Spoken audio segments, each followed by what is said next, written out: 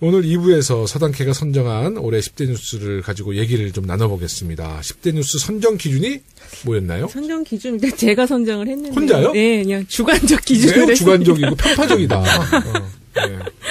예. 그래도 기대가 됩니다. 네. 아, 예. 워낙 여론조사를 전문으로 하시는 분이기 네. 때문에 네. 주관적이라 하더라도 굉장히 객관적입니다. 근데 아까 1부 때 말씀드렸지만 여론조사도 주관적으로 하시잖아요. 그 농담이라고 하고 농담이에요, 계속 그러시면. 아니, 지방선거 때 필요하시면 연락주세요. 아, 농담이에요. 정말 이거 치명적으로 이미지 나빠질 것 같아. 네, 정말 죄송합니다. 요거 좀 삭제해주세요. 네, 아, 죄송합니다. 근데 하면 할수록 재밌어서. 네. 네. 그럼 하나씩 좀 소개해볼까요? 예, 예. 네. 10위부터 소개해 주시죠. 네, 일단 음향. 두구두구두구두구두구. 네. 10위. 네, 10위는 서당캐 1주년. 예. 야, 서당캐. 네, 10위입니다. 네. 상당히 주관적입니다. 주관적이다. 상당히 중이다. 히로인은 역시 김영우 의원님. 아유, 이렇게 히로인이 행복해요. 아니라 히어로라고 해야 되는? 네, 죄송합니다. 난 헤로인인 줄 알았어, 헤로인.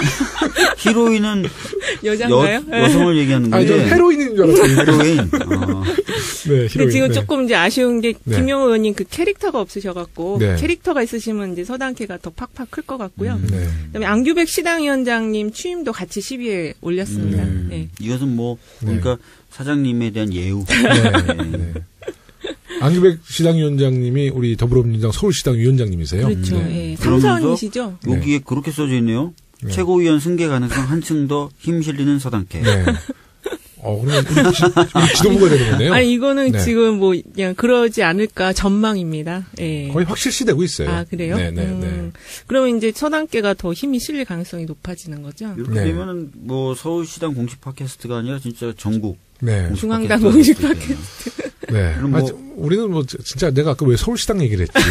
네, 더불어민주당 공식 팟캐스트 이렇게 서당캐. 되면 지원이 더 세지는 겁니까? 굉장히 세지죠. 네. 네. 그렇죠. 예. 그리고 이제 전국의 의원님들 지역구 두신 의원님들 다 나오실 수 있는 거 아닌가요? 그렇죠. 지금도 뭐 전국에서 다 다 나왔죠. 나오네요. 뭐 제주도, 강원도 그쵸. 다 나왔죠. 네. 근데 이 서울시당이 붙으니까 서울시 의원님들만 나오시는 걸로 좀 생각이 네. 들어서. 그러니까 많은 분들이 서울시당이라 그러니까 청취자들도 서울시에서만 듣는 줄 알아요. 예. 네. 정말 그렇더라니까요. 그러니까, 네. 예. 뭐 전국 방송이죠. 네. 그쵸. 해외 동포 여러분 그쵸, 맞아요. 안녕하십니까? 스웨덴에서 네. 듣는 스웨덴에서 들었죠. 네.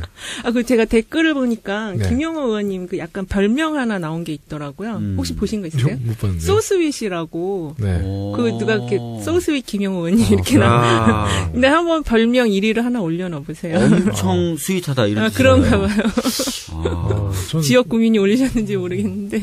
왜 그랬을까? 네. 본인이 핫한 사람인데. 본인이 올린 거 아니에요? 너무 잘 알아. 우리 조직이 어떻게 알았지? 네. 너무 잘 알아. 네, 뒷조사하는 것 같아요.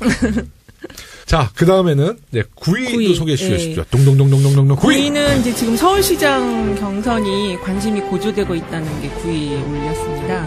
근데 몇 개를 안 남았죠? 네, 몇 개 안 남았고요. 사실은 이제 내년 지방선거의 꽃은 역시 서울시장 선거거든요. 네. 근데 지금 당내에서 자천 타천으로 굉장히 많은 분들이 지금 출마를 생각하고 계시는 거예요. 네. 그래서 이제 경쟁이 좀 과열될 수 있어 보입니다. 네. 그 거론되는 후보들이 지금 누구세요? 일단은 그 박원순 시장님하고요. 그다음에 네. 이제 정청래 전 의원님, 박영선. 두 번째로 그러니까 이게 굉장히 이게 이제 주관적이야. 가나다 순으로 해야 되는데 네, 지금. 네. 예. 가나다 박원순, 순으로 민병두 의원님. 민병두. 네, 그다음에 박영선 의원님. 네. 그다음에 정청래 전 의원님. 네. 그다음에 전현희 그러면 의원님. 정청래는 2번 불렀어요. 근데 다 속을 알고 있지. 네, 그러게요. 그 우상호 의원님도 나오신다는 이야기가 있는데 아직은 좀 표명을 잘 안 하셔가지고. 이인영 의원. 이인영 의원님도 또 거론되고 있어요. 또 거론은 되긴 하시죠. 거론은 되는데 최근의 행보를 보면 네. 아니신 것 같은 느낌이. 네. 물론 네. 또 혼날 수도 있겠네요. 내가 언제? 막 이러면서. 지금 이제 많은 고민들을 하시는 것 같아요. 네. 네. 근데 최근에 이제 저희가 지역을 다녀봐도 네네. 우리 박주민 의원님 지역도 비슷할 텐데 이제 구청장 광역위원 기초위원이 있는데 더불어민주당 후보들만 다니지 않아요 혹시? 요즘에 보면 진짜 더불어민주당 후보로 나서겠다. 이런 분들이 굉장히 많아요. 많죠. 그러니까 우리 서울시장 후보도 더불어민주당 후보들만 그쵸. 좀 거론이 되는 것 같아요. 이제 예선이 본선이라고 음. 많이 알려져 있고 아까 일부에서도 말씀드린 것처럼 선거 승리 전망도 지금 66%예요. 66%. 네. 그러면 이제 그 내부 경쟁은 굉장히 치열해질 가능성이 높겠네요. 근데 거기서 이제 내상을 입고 결집 단결을 못하면은 좀 위험해질 수가 있는 거죠. 네. 근데 저희가 그 지난 대선 때도 보면 네. 이제 내부 경선에 대해서는 어느 정도 룰과 문화가 정착이 된 것 같아요. 많이 그럴 것 같아요. 맞아요. 네. 크게 뭐 내상 이런 거 없이 예, 잘 되지 않을까. 그 우리 거론되는 후보 다시 한번 불러줘 보세요. 좀 빠지신 분이 한 분 있어서. 가나다 순으로요. 그냥 마음대로 부르세요. 네. 민병두 의원님, 박영선 의원님, 박원순 시장님, 정청래 전 의원님, 전현희 의원님, 그다음에 우상호 이인영 의원. 네, 우상호 이인영 의원님. 네. 네. 서울시장 후보가 정말 지방선거의 꽃인데 그렇죠. 자유한국당은 지금 뭐 거론되는 사람이 있나요? 자유한국당은 현재 거론되는 분이 지난번에 잠깐 얘기한 것처럼 홍정욱 전 의원을 염두에 둔다 이 정도 그런 지금 얘기 많던데요. 네. 근데 본인은 제가 그 홍정욱 의원 제가 베이징에 같이 있었잖아요. 그래서 홍정욱 의원 아는 지인한테 물어보니까 지금 회사 일을 굉장히 열심히 하고 있대요. 네. 그리고 지금 이 상황에서 사실 나오기는 쉽지 않죠. 네, 그 황교안 전 총리도 지금 거론은 되는데 차라리 나와줘 황교안. 심판 받아. 확실히 심판 받아. 진짜 나왔으면 좋겠어. 네? 심판 받았으면 좋겠어요. 혹시 우리 여기 모든 그 나오신 우리 이윤영 수장님, 박주민 의원님 뭐 우리가 이제 공정한 방송이잖아요. 네. 하지만 개인적으로 혹시 지지하는 분 계세요? 그거는 이제 마음속에만. 근데 인기 있는 거죠. 여기 앞으로 이제 요거 특집을 좀 만들어야 되시지 않나요? 네. 우리 그 소당회가 내년에 가장 중요한 일은 우리 후보들에 관련돼서 많은 정보들이고 또 우리 후보가 서울시장뿐만 아니라 전국 지방선거에서 승리할 수 있는 그쵸? 네, 우리 편파적인 방송, 네. 승리 방송, 더불어민주당 승리 방송 해야죠. 네. 여기가 잘 돼야지 이제 그 구청장 선거까지 다 이어지잖아요. 그럼요. 그래서 뭐 내년에는 구청장 후보분들도 직접 모셔서 뭐 그 지역 얘기 좀 깊게 좀 들여다보려고 그래요. 네. 네. 어떻습니까? 뭐 좋은 계획인 것 같아요. 네네. 그리고 서울시장 후보도 뭐 기회 되면 모셔서 뭐 토론회 같은 거. 네. 여기서 토론회면 싸움 나잖아. 토론회 아니라 한 분 한 분 불러서. 한 분 한 분 불러서. 토론회는 아마 저희가 아니라 단 시당 참여하죠. 그렇죠. 하겠죠. 네. 시당 참여할 거예요. 네. 자, 그럼 8위도 한번 소개해 주시죠. 8위는 지금 이제 북핵을 안정적으로 관리하고 있는 거를 8위로 올렸는데요. 네. 일단은 이 북핵을 안정적으로 관리함으로써 경제가 또 안정되게 관리가 되고 있거든요. 네. 최근에 이제 피치사에서 한국 신용 등급을 유지하는 걸로 AA-로 그것도 지금 그 북핵 리스크가 잘 관리가 되고 있기 때문에 경제에 영향을 받고 있는 거고요. 그다음에 이 지금 북핵을 안정적으로 관리하는 게 중요한 이유는 현재 이제 문 대통령 지지층 중에서 중도층이 있잖아요.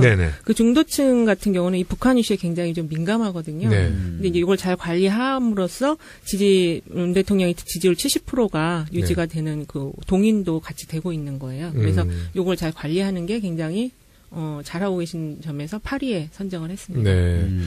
그러니까 그 자유한국당이 지금 저희 더불어민주당이 이제 뭐 지지율이 워낙 높고 문재인 대통령에 대한 뭐 국민들의 인기가 높잖아요. 그러니까 지금 막 흠집을 내고 싶은데 흠집을 내고 싶은데 잘 안 나니까 외교 안보 쪽에 계속 집중적으로 공격하는 것 같아요. 일부 때 우리 그 중국 이야기도 했지만 그러니까 외교 안보가 워낙 지금 복잡한 구도인데다가 박근혜 정부에서 그 4대 강국 외교를 완전히 망쳐놨잖아요. 그러다 지금 북한의 핵.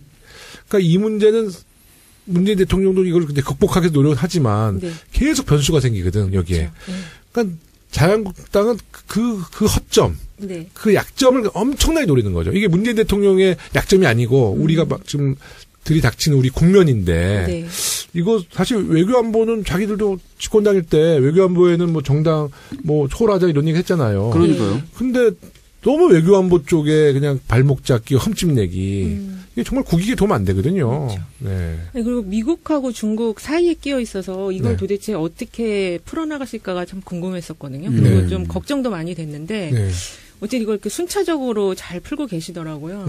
미국을 먼저 풀어놓고 또 중국 이번에 가셔서 또 풀어놓으시고. 그러니까 4대 강국을 우리 꼼꼼한 방송. 미국 문제는 좀 어떻습니까? 미국은 아무래도 원래 이제 제일 걱정 많이 했던 게 여기 이제 민주 정부가 들어섰는데 미국은 또 공화당 정부가 들어서서 이 정책적인 그 컬러가 달라서 더군다나 그리고 트럼프 대통령이 좀 되게 그 예측이 좀 가능하지 않은 분으로 많이 알려져 있어서 잘 될까 걱정을 많이 했었거든요. 근데 지난번에 방한하셨을 때도 보니까 굉장히 잘 대응을 하시고 관리를 잘 하시더라고요. 한미 정상회담도 뭐 긍정적으로 잘 끝나서 그러니까 미국 문제는 그래도 이제 뭐 미국의 선제 타격이나 이런 확인되지 않은 얘기들이 많이 있었는데 대통령께서 그것을 확실히 이제 집어서 얘기했잖아요. 그렇죠. 대한민국이 동의하지 않는 한 선제 타격은 없다. 그건 분명히 얘기했잖아요. 그렇죠. 그래서 많은 이제 세계에 있는 많은 사람들도 이제 대한민국에 대해서 신뢰를 보내고 우리 국민들도 굉장히 좀 안정감을 이제 갖고 있는 것 같아요. 중국 문제는 뭐 일부에서 했으니까 언급하지 말고 우리 러시아 특사. 러시아 관련돼서는요. 아까도 말씀드렸지만 박근혜 전 정부에 대한 실망이 너무 컸어요. 근데 이번에 이제 푸틴 대통령하고 또 여러 채널로 또 만나고 이러시면서 그 신뢰가 많이 회복이 되고 있고요. 특히 이번에 그 북방경제위원회라고 아시죠? 송영길 위원장님. 그게 사실은 러시아와의 만남에서 푸틴 대통령이 얘기했던 거예요. 아, 그런가요? 너희들이 러시아와 교류하려는 의지가 있다면 뭔가 하나 보여줘라. 그래서 그럼 우리가 극동쪽 개발에 힘을 쏟을 수 있는 기구를 하나 하겠다. 그래서 딱 해가지고 송영길 의원님이 바로 거기서 제일 좀 그 관심 있게 봤던 게 명태 관련해서 뭐 쿼터를 어떻게 한다는 거 그게 좀 관심이 있었거든요. 그런 것도 있었을 뿐만 아니라 극동 쪽에 있는 자원 개발과 그다음에 북극 항로 개발 이런 것들 다 논의하게 돼 있고요. 그래서 이후에도 계속 러시아와의 교류나 이런 거는 확대될 것이고 몸소 이렇게 딱 보여주니까 러시아에서도 박근혜 전 정부하고는 확실히 좀 다르구나. 의지가 있구나. 이런 인상을 강하게 받았을 겁니다. 러시아 대사는 이제 우윤군 전 그렇죠. 의원, 전 사무총장도 했었죠. 그리고 우윤군 대사나 노영민 대사에 대한 그 현지 평이 굉장히 좋아요. 그래요? 두 분이 굉장히 신중하시고 아주 공부하시는 분들이거든요. 그 무엇보다도 대통령과 통한다. 우리나라의 대통령과 통하는 사람이 우리 그 대사로 왔다. 이것에 대한 신뢰가 굉장히 좋대요. 그리고 신기한 게 대사들 중에 순번 1등이 누군지 아십니까? 대사 중에요? 미국 대사를 치잖아요. 우윤군 대사요. 그럼 왜 그렇죠? 그건 나도 우윤군 대사님이 자랑하시더라고요. 뭔가 잘하시는 게 있으신가요? 1번이었나 2번이었나 하여튼 순위가 보통 러시아 대사보다 높아요. 그래서 자랑하시더라고요. 삼선 의원님이셨죠? 네. 맞아요. 근데 굉장히 소탈하시고요. 아주 좀 매력 있는 분이에요. 그 일본은 강경화 외교부 장관이 방일을 했죠? 방일하셨죠. 그때도 그 아베가 낮은 의자 줬나요? 아직은 그 기사는 아직 안 나와서. 그 미리 좀 점검하지 않았을까요? 높은 걸로. 이번에 정세균 의장은 낮은 의자 줬대요, 원래. 근데 그걸 바꿔달라고 해갖고. 사진을 보니까 둘 다 낮은 의자에 앉아있던데? 정세균 의장도 낮은 어쨌든 의자. 높이를 맞췄어요. 높이를 맞춘 거죠. 그러니까 이거 일본이 의도적으로 그러는 좀 거예요? 그런 게 있는 것 같아요. 저도 그거 보면서 저런 것까지 챙겨야 되는구나 하고 좀 새롭게 봤어요. 우리 대통령, 만약에 아베 한국에 오면 대통령도 방석 안고 서로 방석하잖아요. 우리는 어느 나라든 이제 동등한 입장에서 방석 문화. 근데 이제 아베는 무릎 꿇고 있고 우리는 이제 양반 내리하고 있고 농담입니다. 이런 얘기 자꾸 하면 막 공격당해. 가볍다고. 근데 어쨌든 러시아가 좀. 근데 제가 이 말씀 꼭 드릴게요. 우리가 너무 방송이 진지하면 안 되잖아요. 팟캐스트가 원래 좀 그렇지 않아요? 제작진이 좋다고 그러더라고요. 저는 나름대로 재밌게 하려고. 재밌지 않아요? 했더니 우리 제작진이래요. 정말 탁 정색하면서 솔직히 서당께 재미없죠. 나 그 말에 되게 상처받았어요. 근데 좀 재미있게 하려고 제가 좀 오버할 때가 있습니다. 근데 어쨌든 러시아가 그동안은 외교에서 그렇게 주축인 국가지만은 교류가 많다는 느낌은 없었는데 이번에 이제 박주민 의원님 말씀 들어보니까 교류가 점점 강화되는. 박주민 특사 역할이 컸어요. 제가 가니까 그냥 푸틴이 얼마나 좋아하는지요. 푸틴 직접 보시니까 어떤가요? 직접 보니까 어깨 툭툭 치는 정도가 아니죠. 푸틴 제가 이런 말 들으면 러시아에서 저를 죽이려고 그럴 수도 있는데 국가 비밀일 수도 있는데 키가 생각보다 작습니다. 그래요? 키 높이를 아니 사진상으로는 굉장히 커 보이고 유도하는 장면 이런 것 때문에 굉장히 남성스럽고 덩치가 클 거라고 생각하시는데 덩치가 좀 작고요. 목소리도 굉장히 작습니다. 그래요? 근데 유도를 많이 해서 손은 큽니다. 야. 국정원 직원 같아. 야, 그 짧은 시간에 다 그걸 캐치했네. 옛날에 김정일이는 그 키높이 구두를 신었거든요. 예.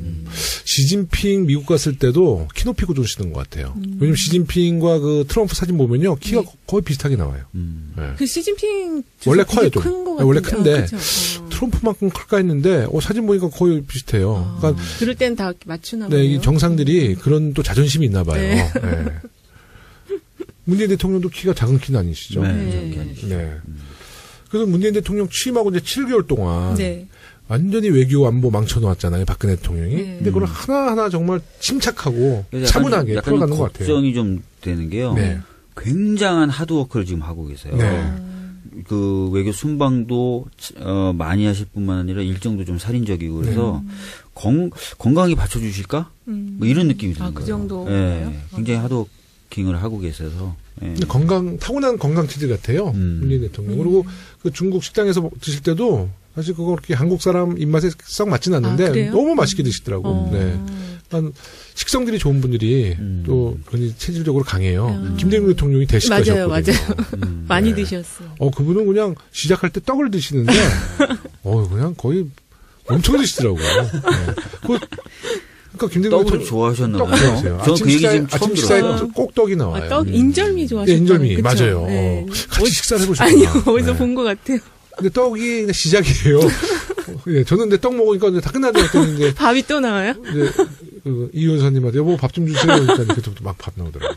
어쨌든 미국, 중국 이게 되게 한 1년 넘게는 걸리지 않을까 그랬는데 1년 안쪽으로 해서 이걸 풀어나가시는 거 보니까. 4대 강국 외교는 어느 정도 틀은 잡힌 거 같아요. 틀을 잡았죠. 아니, 그게 좀 파격적이었다는 거잖아요. 대통령 당선되시고 나서 바로 4대 강국의 외교 특사를 다 보내고 그다음에 또 거기서 끝난 게 아니에요. 아세안 쪽에도 특사를 보내고 그렇죠. 이게 처음이었다는 거예요. 그래요? 맞아요. 엄청 좋아했대요. 동남아시아도 특사 보냈죠. 동남아시아 쪽에. 엄청 좋아했다고. 생각해보니까 내가 특사를 한 번도 못 받았어. 왜 빠지신 거예요? 당에서 보니까 완전 다 소에다가 보니까 그거 아니야. 직함도 가지고 계시고 다 하잖아요. 전 직함 한 번 못 가져봤어요. 그러니까 제가 저를 달래기 위해서 직함 하나 주고. 근데 당직 맡고 계신데. 경강선 KTX 타셨잖아요. 전 전화도 못 받았다는 거예요. 알겠습니다. 만족합니다. 당 생활 완전히 만족하고 있어요.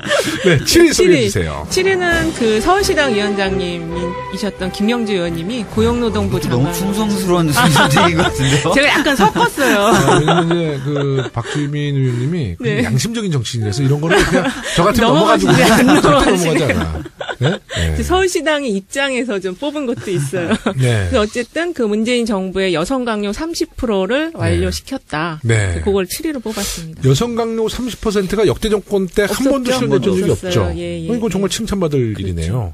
그리고 이게 공공부문에서 이렇게 하게 되면 민간 쪽도 이제 여성 임원들이나 이런 분들이 나오게 되니까. 그래서. 근데 김영주 님이 그 노동부 장관이잖아요. 근데 이제는 이 노동운동을 하셨기 때문에 그 노동 관계자분들이 김영주 의원에 대해서 굉장히 호평하시던데요. 또 스타일이 씩씩하시고 시원시원해 진짜.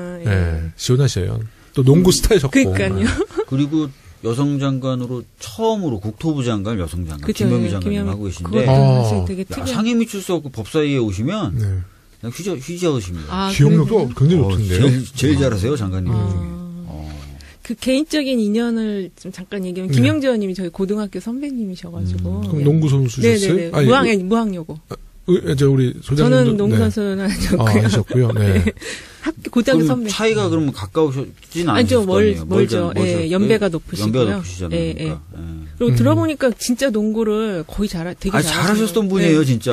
아니, 우리 서대문구에 그 대통령 선거 때 서대문구 유세가 있었어요. 근데 유세장에 농구장이 있었는데 학생들이 그 농구를 하고 있었거든요. 잠깐만 줘봐. 툭툭 3점 슛.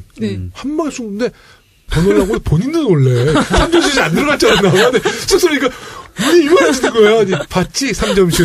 또 한 번 해보세요. 또 안 하시는 거야.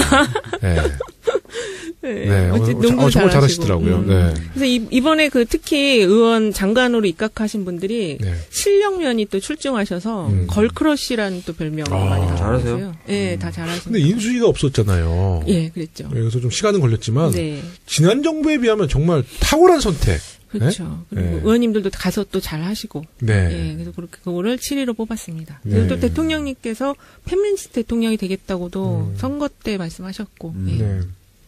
우리 이윤영 선생님은 가장 인상적인 우리 저는 피우진 장관님. 피우진 장관님. 저 한번 만나봤어요. 어떠신가요? 대단하시던데. 네. 너무 그분도 너무 소탈하고 인간적이시고 섬세하시고. 근데 원래 군인 출신이잖아요. 네, 그렇죠. 근데 전혀 군인 스타일 같지 않으세요. 뭐 지금 이제 장관이시니까 네. 예전에 군인이라도 좀 이제 또 군인 티를 안 내시겠지만 그냥 아주 따뜻한 동네 누님? 굉장히 따뜻했어요. 네. 정말 보훈처로는 딱 맞아요. 우리가 이제 그거를 좀 하나 짚어야 되는데, 원래 보훈처가 장관급 기관이 아니었어요. 네, 아니었죠. 차관급. 근데 이제 보훈을 강조하겠다라고 하면서 장관급 기관으로 격상했고, 그 다음에 이제 피우진이라는 인물을 발탁해서 거기 이제 자리를 잡게 하신 건데, 그 이후에 정말 잘하셨죠. 그리고 어제 법사위에는 처음 어제 출석하셨는데, 와, 진짜 당당하시더라고요. 네.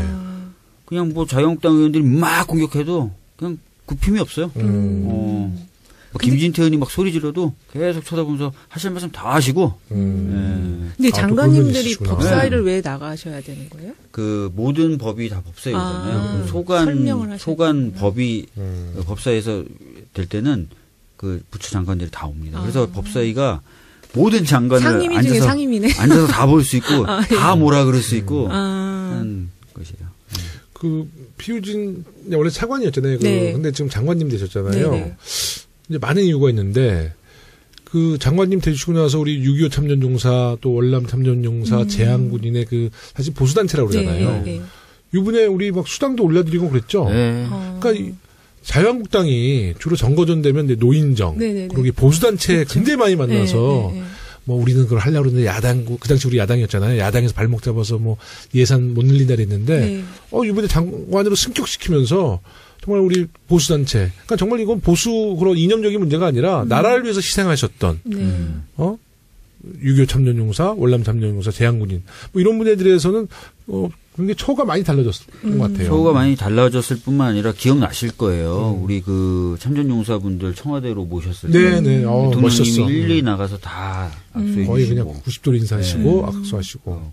그 사진을 보고 그 모습을 보고 많은 분들이 감동했다고 그러더라고요. 이 말씀을 왜 드리냐면 이제 우리 청취자 여러분들이 듣고 이제 이런 것을 아버지 어머니 할머니 할아버지한테 더불어민주당이 교자 정치하고 있다. 아니 이번에 기초 노령연금, 노인연금, 기초연금 올리려고 그러는데 자유한국당이 지금 예산 해가지고 9월부터 하게 됐잖아요. 그러니까 그 이유는 6월에 지방선거 있다고 해서 우리가 7월 달에 하자. 7월 달에 하자 했더니 7월도 지방선거에 영향이 있으니까 9월 달에. 그게 말이 돼요. 입만 열면 어르신 하면서 실제로는 진짜 어르신을 위해서 하는 게 없어요. 우리 박주민 의원님은 누굴 제일 인상적으로 우리 장관님 중에서? 장관님들 저는 다 괜찮다고 생각을 하는데 그 중에서도 저는 어제 피우진 장관님 정말 멋있다는 느낌 들었고 강경화 장관님이 또 약간의 초반에 많은 우여곡절이 있었는데 임명이 안 돼가지고 외교에 대해서 실력자하신 것 같아요. 보면은 최근에 당당함이 있으시죠. 당당함이 있을 뿐만 아니라 정상들 간의 만남도 상당히 아주 세밀하게 잘 조율하고 계신 것 같고 그런 부분에서는 좀 능력을 발휘하시는 것 같고 아까 말씀드렸던 김현미 장관님, 김현미 장관님 굉장한 지금 실력을 보여주시고 있는 것 같고요. 우리 김현미 장관님이 언제더라? 청문회 때인가 어디 나오셔서 야당 의원들이 막 이제 통계적으로 막 수치 물어봤는데 누구였죠? 이은재 의원이 막 이제 물어보는 거예요. 야, 그걸 다 외우셨더라고. 그 반박하는 그 영상이 진짜. 김현미 의원도 정말 똑소리 나시죠? 저는 이제 행안이니까 이제 우리 김부겸 장관님. 김부겸 장관님도 잘하시고. 김부겸 장관 딱 들어오면 야당 의원들이 뭐 이렇게 함부로 못해요. 김부겸 장관한테. 또 이분이 굉장히 넉넉한 분이고, 네, 근데 또 유머 감각도 있으시고, 또 이분이 그 나름대로의 그 오지에서, 자기가 원래 3번 군포 국회의원이잖아요. 네. 근데 정말 어려운 대구에서, 이제 그 자유한국당 의원들도 그게 좀 존경스러워 보이나 봐요. 그래서 깍듯한 것 같아요. 네. 김부겸. 예우를 좀 갖추는. 예, 확실히 갖추는 것 같아요. 대구 쪽에서 많이 부딪혀 봤겠죠. 자유한국당 의원들도. 진짜 산전수전 다 겪은 거죠. 소문을 많이 들었겠죠. 보니까 저도 피우진 장관님이 굉장히 인상적이네요. 네, 피우진 장관 특히 이번에 또 여성 독립운동가 발굴하라고 하셨다고 그래서 그런 것도 있고, 원래 보훈처가 계속 좀 말이 많았었잖아요. 뭐 재창도 못하게 하고 여러 가지 문제점들이 있었는데 가셔갖고 이걸 잘 하시는 것 같아요. 네. 어제 이제 보훈처에서 박승춘 전 보훈처장을 고발했어요. 보훈처에서요? 보훈처에서 전 보훈처장을 고발했어요. 진짜요? 그래서 이제 어제 보훈처장이 이제 법사위에 피우진 장관이 왔는데 자유한국당 난리가 난 거죠. 와, 그럴 수 있냐고 막 했는데 한마디도 안 지시는 거예요. 그럼 장관이 박승춘 처장이 잘못했으니까 고발한 거다. 뭐 이런 식으로 다 하시고, 그러면 뭐 부하 직원들이 뭐 잘못하고 이러면 다 장관이 책임져야 된다는 얘기냐? 막 그랬더니 장관이라면 당연히 그래야 되는 거 아니냐? 딱 이렇게 얘기하시니까 그냥 하하하하 막 웃으면서 그냥 아유 장관님이 잘 모르셔서 그래요. 막 이러면서 그냥 말이 끝나버리더라고요. 자유한국당 의원들이. 함부로 못 건드리는 얘기네요. 법무부 장관님은 어떠세요? 법무부 장관님 상임이시니까 얘기를 안 하시길래. 잘하세요? 잘하십니다. 아니, 박주민 의원님 같으신 분이 법무장관 하면 잘하실 것 같아요. 인사청문회를 통과를 못합니다. 왜 못하시죠? 털면 바위가 떨어져요. 먼지가 많이 나시나 봐요. 먼지가 아니라 바위가 떨어져요. 언젠가는 이 말이 실현될 날이 올 겁니다. 그럼요. 털어서 바위가 떨어지는. 절대 그러지 않고요. 다음 이제 6위로 가보겠습니다. 6위는 이제 김정숙 여사님의 소탈한 소통 행보. 이게 이제 온오프를 막 전방위로 활용을 하시고 또 이게 스토리가 있는 홍보가 참 가슴에 와닿는 것들이 많았거든요. 그래서 제가 6위를 김정숙 여사님의 소탈한 소통 행보를 뽑았습니다. 저는 소탈한 행보보다도 김정숙 여사님 대통령이 엄청 좋아하는 것 같아요. 사랑하시는 두 분이 같이 있으면 그게 눈에 그냥 보여. 그러니까 저는 꿀 떨어져요. 그 문재인 대통령과 김정숙 여사님을 따로따로 인기 여론조사를 하면 거의 비슷하게 나올 것 같아요. 거의 그게 있어요. 있어요, 정말? 네, 그 RN서치에서 11월 6일날, 7일날 한 게 있는데요. 진짜 몰랐는데? 그 대통령 영부인으로서 역할을 얼마나 잘하고 있냐 했더니 지금 70.7%인가 그렇게 나왔어요. 대통령보다 더 높게 나왔네요. 아니죠, 지금 비슷하게 나왔죠. 대통령 뭐 지금 72, 3%잖아요. 네. 어쨌든 이렇게 높게 나왔어요, 거의. 그 영상 보셨어요? 그 어느 나라에 가서 사인하는데 볼펜 못 찾겠으니까. 주머니 이렇게 하시고, 봤어요. 여러 가지 많은, 이렇게 재밌는 영상들 많이 만들어주시죠, 지금. 그러니까 그 예전 영부인과 좀 달리 이렇게 국민들의 인기가 높은 비결이 뭐가 있을까요? 일단은 김정숙 여사님 자체 성격이 되게 개방적이고 그러신 것 같아요. 그리고 이렇게 대중 앞에 서시는 거에 대해서 주눅 드는 분들이 있을 수 있잖아요. 전혀 그게 없으신 것 같아요. 뭐 노래도 부르시고 춤도 추시고 하시는데요. 이게 뭐랄까 스타성이 좀 있으시다고 할까? 왜냐하면은 그 영부인 분들께서는 예전에 잘못 나가셨다가 이렇게 또 안 좋은 이야기 들으면 굉장히 곤혹스러우니까 아예 이렇게 일을 크게 벌리지 않는 스타일이신데 어쨌든 지금 나오시면은 또 박수를 받으시고 하니까. 그래도 우리가 역대 대통령 중에서 영부인 그러면 이제 이호 여사님을 많이 이호 여사님은 또 다른 또 다른 선. 그다음으로 기억하는 게 이제 이순자 씨. 그러니까 평가는 다르지만 이름은 우리가 기억을 하는 것 같아요. 여사님을 한번 우리 프로에 모실 수만 있으면 어떨까요? 제작진이 지금 지도하고 계속 있어요. 1등을 딱 찍는 건가요? 그러면 제가 볼 때 2018년도 김정숙 여사의 영향이 1년은 갈 것 같아요. 팟빵 폭발할 것 같은데 그러면. 그러면 뭐 서버 터지고 뭐 난리 나는 거 아니야? 우리 제작진 가능성 있습니까? 있대요. 우리 계속 우리가 떠들면 될 거다. 특히 이제 김정숙 여사님은 홍은 이동에 살고 있는 저희 유권자시기 때문에 지역 국회의원을 무시하지 마시고 사랑합니다. 나와주세요. 우리 대통령 영부인님 한번 만나보신 적 있으세요? 저는 대통령님만 뵙고 여사님은 뵌 적이 없어요. 전 대통령님을 못 뵙고 영부인님은 내가 계속 소외되고 있는 거네. 아니라니까. 농담이라니까. 근데 왜 울려고? 우실 것 같아. 감동을 받았어. 제가 우리 서당계 초반에 때 얘기했는데, 네. 당선된 날. 네, 유세차 타고 막 감사하다고 막 인사를 하는데, 홍은이동 가장 백년산 꼭대기에 있는 빌라 2층 창문을 누가 열더니 김영호 씨 축하해요. 그런데 저는 통장님이냐고. 통장님 감사합니다. 했더니 나 통장은 아니야. 나 문재인 씨 부인이야. 그때는 이제 대통령이 아니셨잖아요. 네. 차를 약간 돌려서 이제 예, 감사합니다. 이제 그랬죠. 사모님 감사합니다. 딱 가는데 그건 대표 사모님에 대한 예의는 아닌 것 같아요. 중간에 뛰어내서 막 올라갔어 2층에. 띵동 눌렀더니 누구세요? 그래서 예 방금 전 인사드렸던 저 당선자 김영호입니다. 했더니 뭐라고 그러시면, 나 파데마밖에 안 입었어! 못 나가! 그래서, 그럼 죄송합니다. 딱 나가시는, 제가 계단 하나 내려갔는데 갑자기 문을 탁 여시더라고요. 옷을 갈아입으시고, 정말 축하한다고, 어저께 저희 사무실로 떡을 보내셨대요. 떡 먹었어요. 그래서, 제가 그때 바빠서 못 먹었습니다. 진짜 맛있는 떡이었는데, 우리 어머니는 아시더라고요. 그래서 떡 보내주셨죠. 그래서 이제 만났던 기억이 있어요. 인연이 아주 깊으시네요. 근데 정말 유쾌하시더라고요. 별명 유쾌한 정숙 씨. 예. 제가 낙선됐어도 이렇게 막 저를 유쾌하게 위로해 주셨을 것 같아. 네. 다음에 또 하면 되지 뭐. 네. 아직 나이 젊어. 예. 힘내! 막 이랬을 것 같아요. 그러니까 예. 진짜 어머니 같은 인상 받았어요. 네. 에너지가 좋은 에너지가 넘치는 분이죠. 근데 우리 김정숙 우리 영부인님 말씀하니까 시간 가는 줄 모르네요. 네. 가장 많은 시간을 지금 우리 김정숙 여사님 특히 우리 서당캐 나오신다니까 조금 더 해야 될 것 같아요.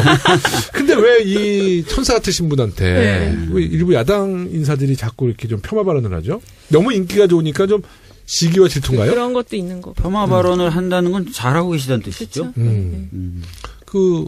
이번에 홍준표 대표와 좀 문제 일으킨 여자 최고위원도 난 발음이 사실 잘 안 돼서 이름을 잘 안 불러요. 류여해. 네, 류여해. 그러니까 약간 힘들어 류여해. 네. 그 최고위원도 좀 폄하 발언했었죠. 네, 했었던 것 같아요. 네. 아유, 이 착한 분한테 왜 폄하를 하네. 네.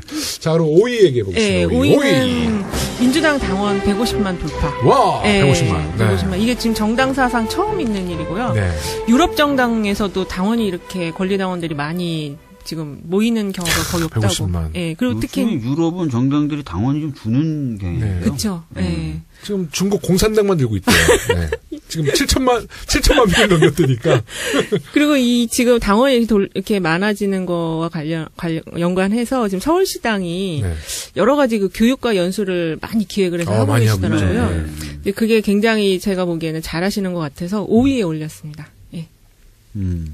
그래서 5위에 올리셨다. 네. 이게 지금 사실은 야학당 같은 거죠. 네, 그렇죠. 야학당 같은 거 굉장히 잘하시더라고요. 그리고 역대 이렇게 정당에서 연수를 그렇게 막 그러니까 회비를 받아서 하는 경우가 많지 않거든요. 근데 야학당에 대해서 조금만 설명해 주시죠. 처음 듣는 분들은 잘 모르실 것 같아요. 그게 회비를 받아가지고 2월까지, 근데 주로 후보자들이시래요. 선거 출마하실 후보자들이 뭐 홍보라든지 또 정치 전반적인 거, 민주당 역사 이런 것들을 다 교육을 받는 그런 지방선거 이제 아카데미구나. 그렇죠. 지방선거 아카데미인 거죠. 잘하네요. 네, 잘하고 계시더라고요. 아니, 정당 사상 진성당원이 150만 명 돌파지 정당사에 처음 아닌가요? 근데 이제 아직은 이게 보니까 돈을 안 내셔, 당비를 안 내셔가지고, 그게 진짜로 돌파하는 거는 이제 회비, 당비가 다 걷어져야지 된다고 하시더라고요. 그러니까 내시겠다고 한 분이 150만. 그렇죠. 자, 우리 청취자 여러분. 빨리 내십시오.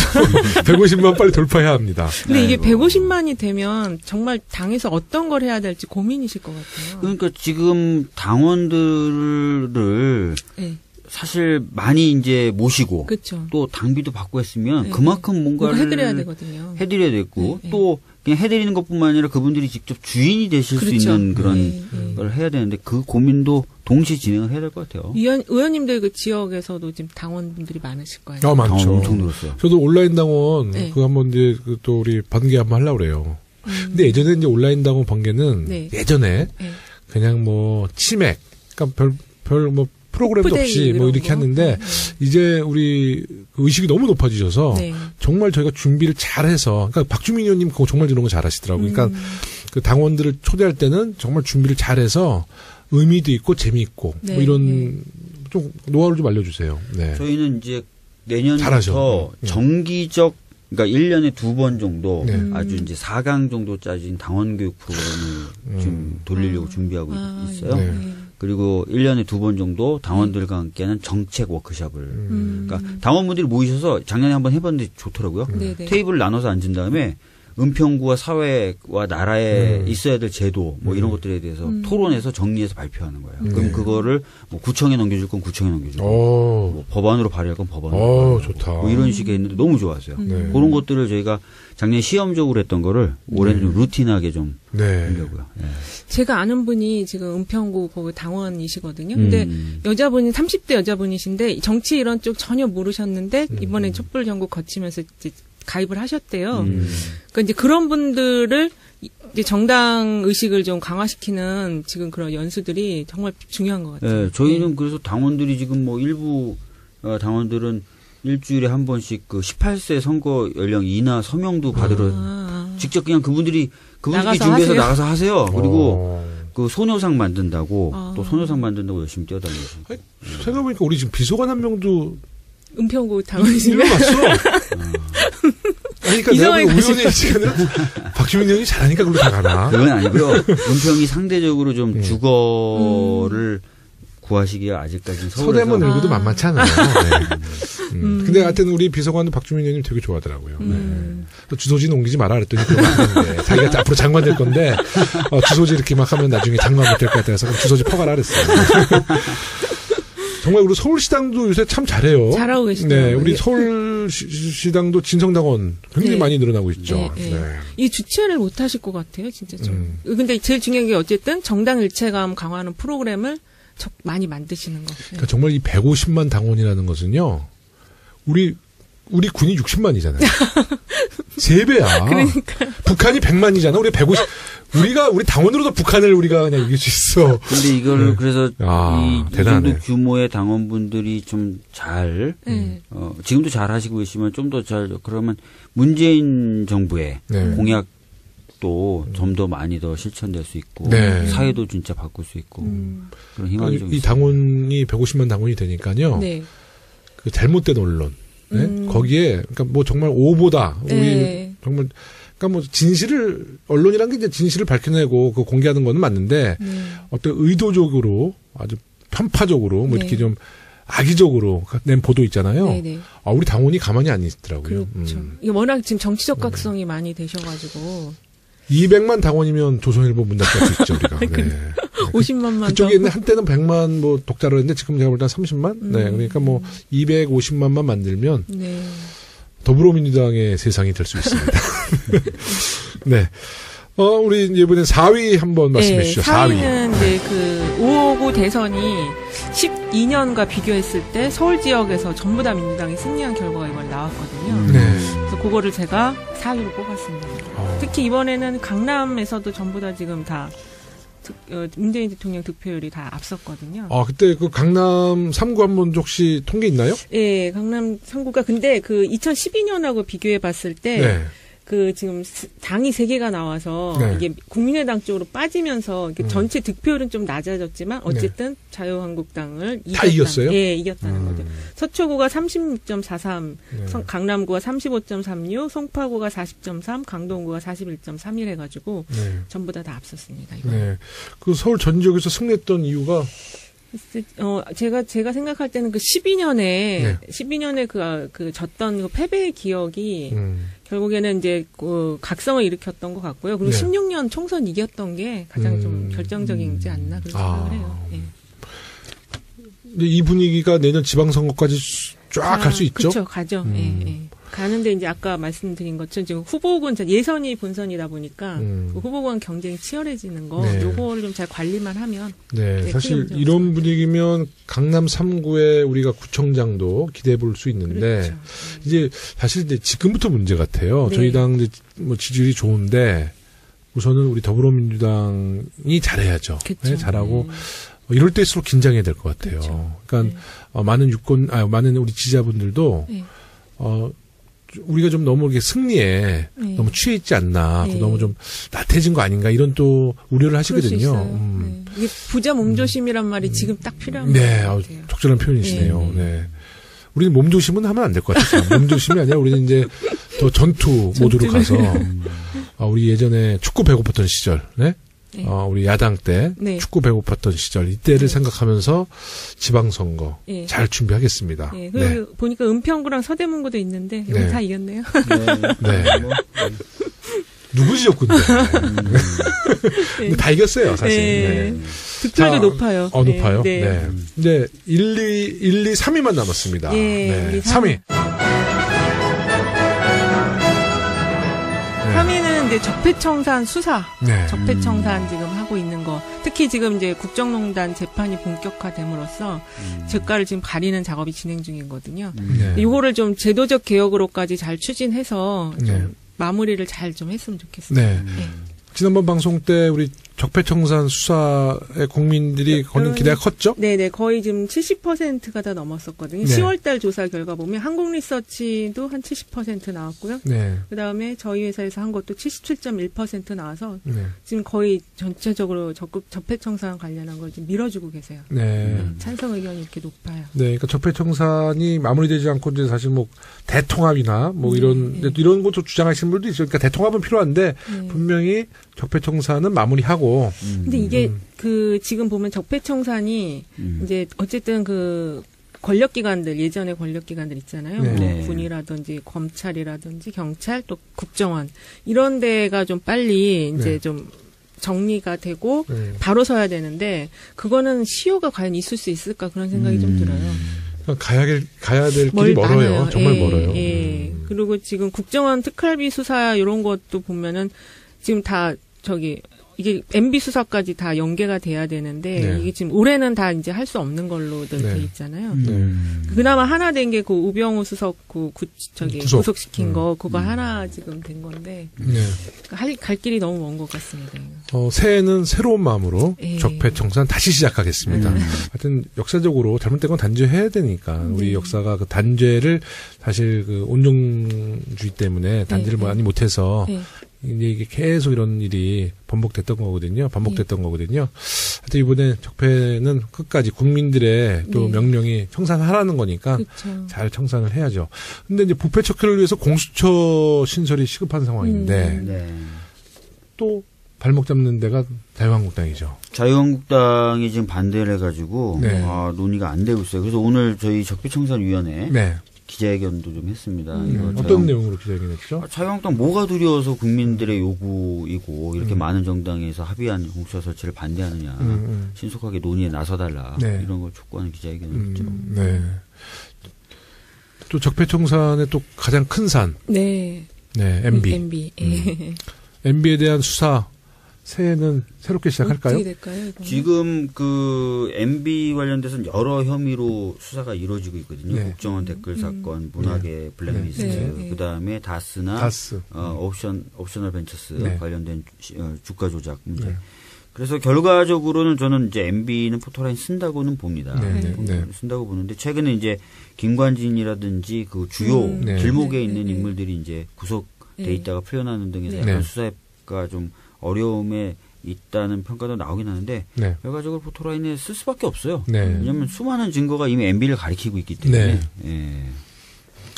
자, 이제 좀 우울한 얘기는 이제 3위에서 그치고 좀 희망적인 얘기가 2위는 희망적인 얘기인가요? 2위. 2위는 대통령과 당의 고공 지지율. 희망적이다.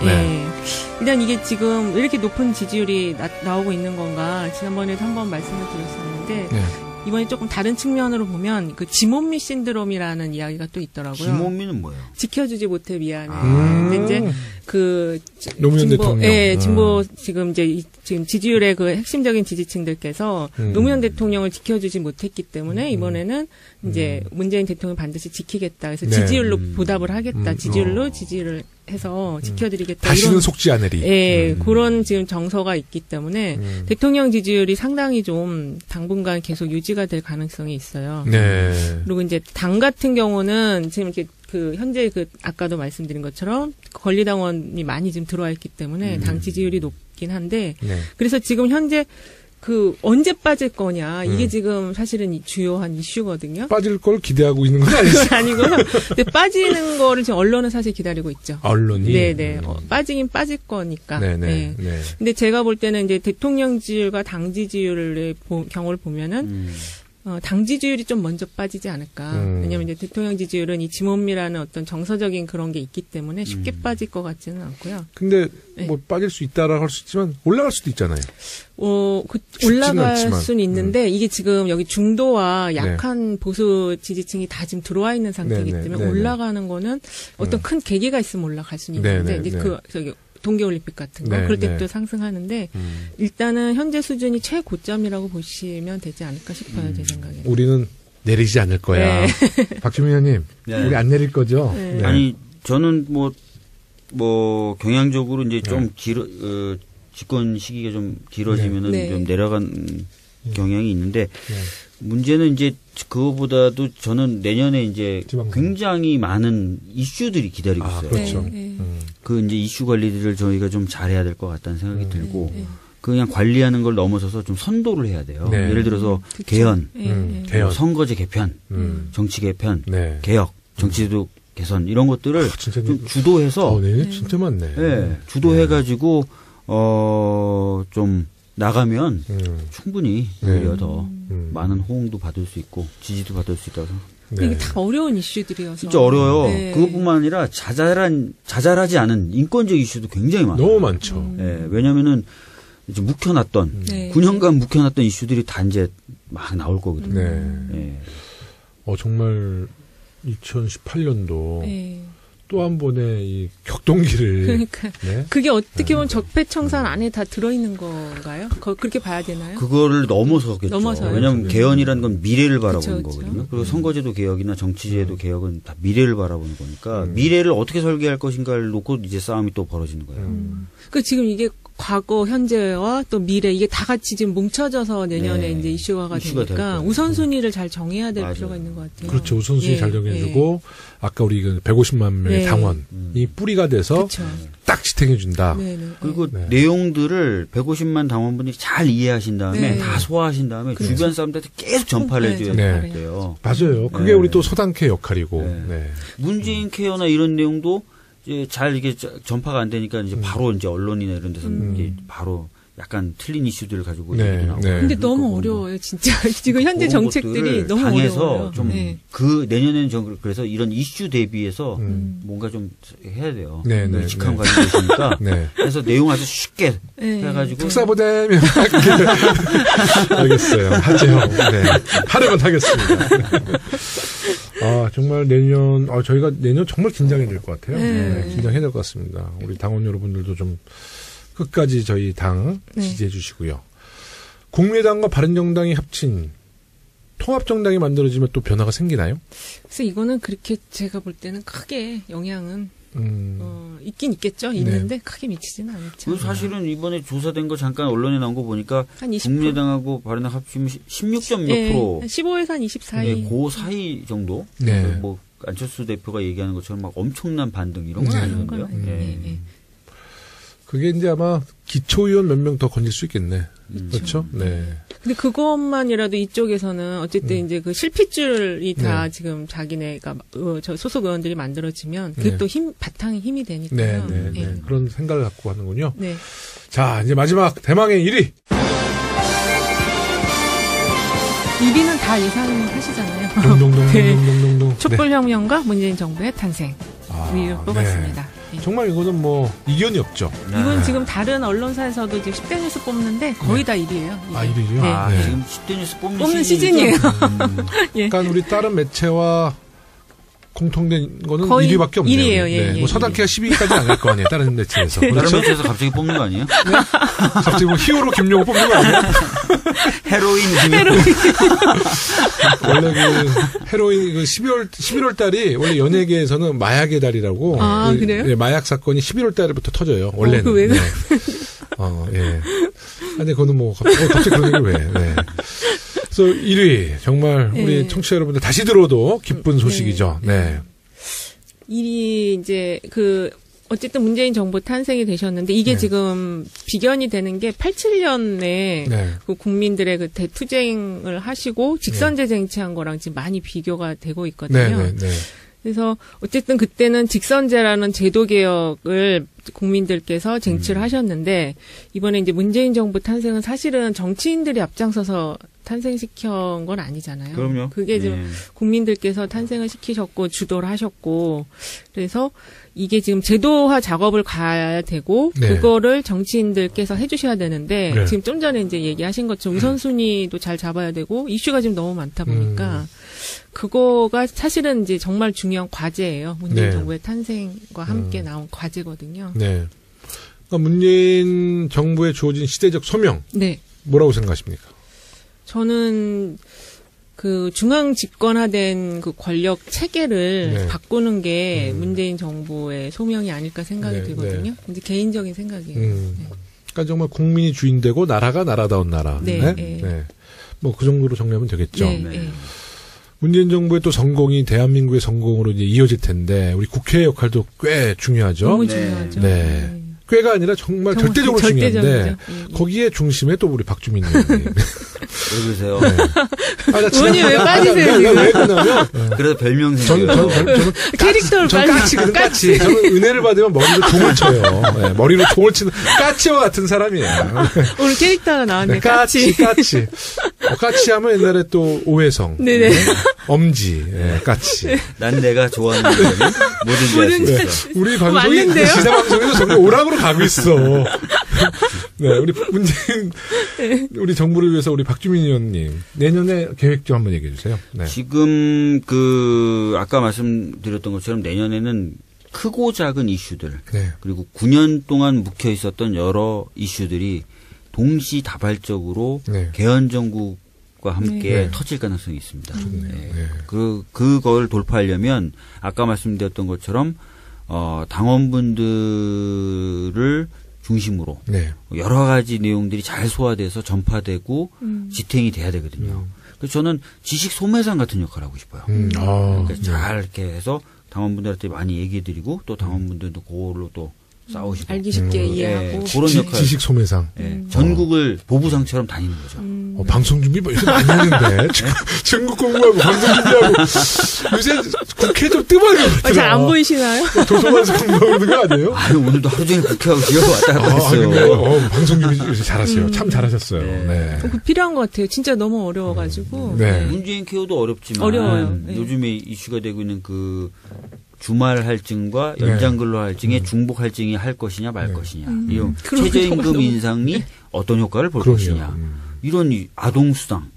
너무 이슈들도 많은데 다 내용이 좀 복잡하고 이런 부분들을 좀 이렇게 풀어가지고 잘 대응할 수 있게끔. 그리고 남북평화는 왜 중요하냐. 중국과의 관계는 왜 중요하냐. 그렇죠. 뭐 중국과의 관계 좋아지는 거 막 얘기했더니 막 자유한국당이나 저쪽에서는 막 그게 한미동맹 오히려 포기한 거 아니야. 이런 얘기도 나오고. 조공 외교, 4대 외교. 네. 정말 그 내년에는 너무나 많은 이슈가 있는 것 같아요. 개헌만 해도 개헌에 대한 내용을 또 전파해서 또 국민분들 동의를 또 얻어내야 되고 선거제 개편도 진짜 사실 국민분들의 동력이 없으면 안 되거든요. 그러니까 저희가 20대 국회가 정말 과반만 됐으면 뭐 개혁 입법부터 우리 문재인 정부가 추진하는 많은 정책들이 참 순탄하게 갈 수 있는데 저들이 지금 있으니까 말이죠. 네.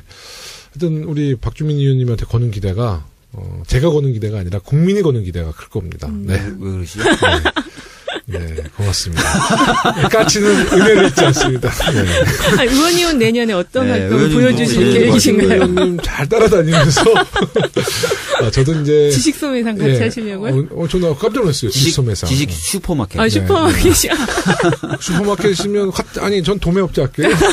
내 지식을 도매로 넣을게요. 근데 정말 좋은 말씀이신데요. 저도 하여튼 저는 개인적으로 제가 막 똑똑하다고 생각 안 하기 때문에 좀 많은 분들이랑 얘기를 하거든요. 근데 거기서 정말 좋은 뭐 아이디어도 받고 해요. 그래서 저는 내년에는 더 많은 분들을 만나서 그러니까 법안도 저 혼자 법안을 낼 생각이 아니라 많은 분들한테 지혜도 빌리고 또 사회적 약자들 찾아가서 그분들의 어려운 거 현장에서 우리가 체험하고 또 법안 만들고 또 제도 만들고. 집단지성. 네, 집단지성. 네. 그래서 만약에 생각 있으시면 네. 뭐 좀 생각 있어요. 뭉쳐가지고 우리 네. 전국 돌아다니자고요. 좋죠. 그래서 특히 이제 험지들. 네. 우리 당이 약한 네. 곳들이 있어요. 경남이나 경북 쪽에 그쵸? 그런 쪽 중심으로 좀 해가지고 네. 좀 당의 정책도 홍보하고 뭐 이런. 그 팀 이름은 까치 팀이네요. 까치 설날은 예. 지금까지 서당회가 선정한 2017년도 10대 뉴스에 대해서 이야기 나눴습니다. 혹시 이은영 소장님 못하신 말씀 있으세요? 아니 제가 이걸 뽑다 보니까 정체성이 혼란이어가지고 거의 서울시당 당직자 같은 느낌이어가지고 좀 그런데 당직자 아니셨어요? 어쨌든 이제 쭉 뽑아놓고 보니까 할 일이 너무 많구나. 너무 많죠. 네. 그리고 지금 이제 의원님들이 40대, 50대신데 이분들이 주축이 돼서 대한민국을 새롭게 만들어야 하는구나 그 생각을 했습니다. 우리 박주민 의원님 정말 개헌에 대해서 한 번만 다시 한번 좀 정리를 해야 될 것 같아요. 네. 개헌이 너무나 중요하잖아요. 예? 근데 우리 국민들은 이제 개헌 그러면 뭐 먹고 사는 문제가 아니라고 좀 지금 관심이 좀 많이 없어요. 네. 개헌 왜 중요합니까? 개헌은 사실 나라의 틀 그중에서 이제 골격에 해당하는 국국에 대한 거거든요. 당연히 모든 국민의 삶에 영향을 미치죠. 네. 그리고 또 한 번 개헌을 하면은 보통 몇십 년간. 그렇죠. 그러니까 개헌은 약간 우리가 마시는 공기와 같은 거 아니에요? 맞아요. 어딜 가도 우리는 법 테두리 안에 있는 거 아니에요? 네. 근데 그 법의 한계를 정하는 게 다 헌법이거든요. 그러니까요. 그러니까 우리가 정말 가장 중요한 우리가 마시는 공기와 같은 법을 우리가 만드는 거니까 개헌에도 관심을 주시고 더불어민주당의 개헌 국민 여러분들과 청취자 여러분들이 적극 지지해 주시기 바라겠습니다. 네. 고품격 용기 있는 방송 서당회 33번째 방송 2부를 마치겠습니다. 끝까지 청취해 주신 모든 분들께 감사드리며 저희는 다음 주에 더 유익한